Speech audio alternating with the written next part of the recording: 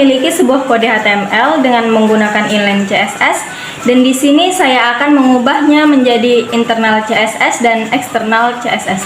Sebelumnya kita harus menyiapkan file dengan adanya sebuah foto, lalu sebelum kita rubah, kita harus tahu terlebih dahulu apa itu inline CSS, internal CSS, dan eksternal CSS.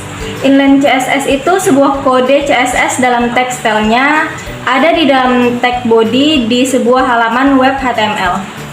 Kalau internal CSS kode di dalam text style itu dalam bagian head di sebuah halaman web HTML, sedangkan eksternal CSS dia berada dari inline CSS dan internal CSS. Dikarenakan di eksternal CSS ini terpisah yang dihubungkan ke dalam halaman web HTML.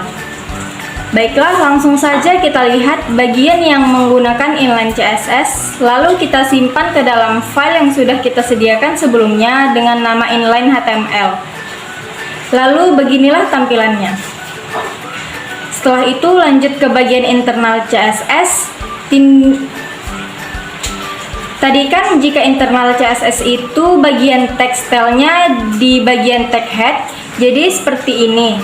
Dan kenapa di sini ada kontainer?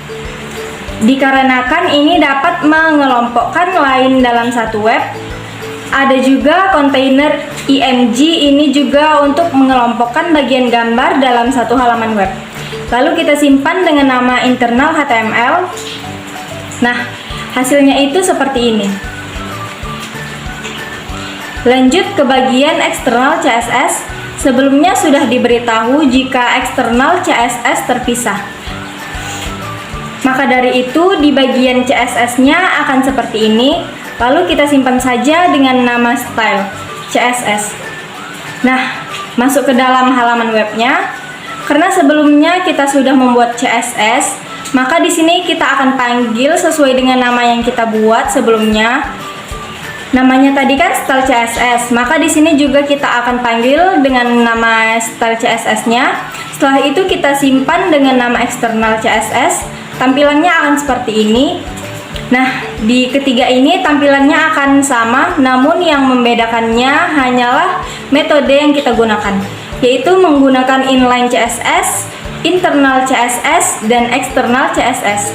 Baiklah, sampai di sini saja yang bisa saya jelaskan. Terima kasih.